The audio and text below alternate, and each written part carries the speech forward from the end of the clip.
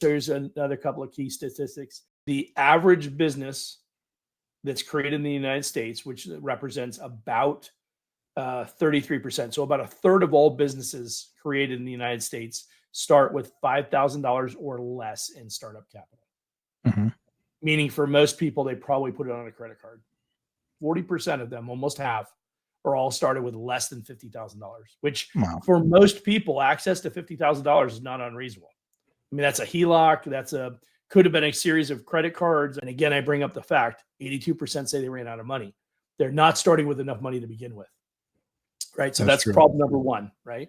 Problem number two is not enough sales coming in. So you just touched on something earlier. You said in the beginning, when we first get a business off the ground, we're focused on, of the 6 core competencies, our number one and number two, it depends on the order, right? Which ones comes faster? It's sales and marketing, right? Mm-hmm. I mean, that's a core competency. Those combined are a core competency. Now, chicken or the egg, right? I market to sell, right? I market to sell, right? And it's like, so it's got to be marketing and I got to immediately be selling. Now, there's the third component of that in the first phase, which is really it's marketing and selling, and then it's fulfillment. Need to make sure I get the client to the customer. Conversions, yep.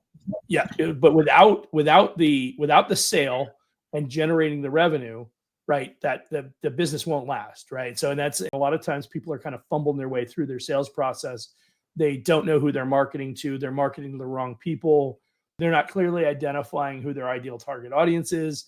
When they get in front of the client, they're selling to people that don't have the money. That means you're selling to the wrong client base, which means you're probably marketing to the wrong client base, right? So all of these things are direct correlations to cash flow challenges, because without those sales and without enough startup capital, there's no way you last 3 to 5 years in business, right?